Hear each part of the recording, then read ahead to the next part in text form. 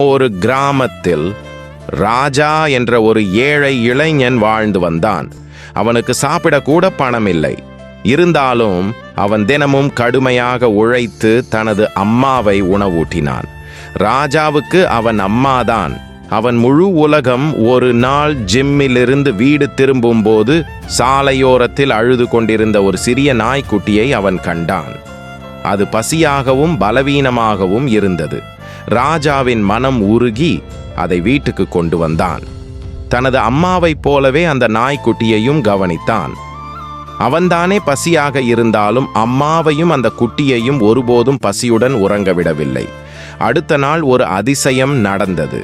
அதை பார்த்து ராஜா அதிர்ச்சி அடைந்தான். அந்த சிறிய நாய்க்குட்டி திடீரென பகவான் கிருஷ்ணராக மாறியது. சுற்றிலும் ஒளி பரவியது. பகவான் கிருஷ்ணர் புன்னகையுடன் கூறினார், ராஜா, நீ ஒரு நல்ல மனிதன். நீ எதை வேண்டுமானாலும் நான் தருவேன் ராஜா. கைகளை கூப்பி கூறினான், எனக்கு எதுவும் வேண்டாம் பிரபு. என் அம்மாவை மட்டும் குணமாக்குங்கள். என் அம்மாதான் என் உலகம். இதை கேட்ட பகவான் கிருஷ்ணர் மகிழ்ந்து உடனே அவன் அம்மாவை குணமாக்கினார். ராஜாவின் கண்களில் ஆனந்த கண்ணீர் வழிந்தது. பின்னர் ராஜா கூறினான், பிரபு, எனக்கு இவ்வளவு கொடுங்கள். நான் எல்லா ஏழைகளுக்கும் பசித்தவர்களுக்கும் உதவ முடியும். பகவான் கிருஷ்ணர் அவனை ஆசீர்வதித்தார.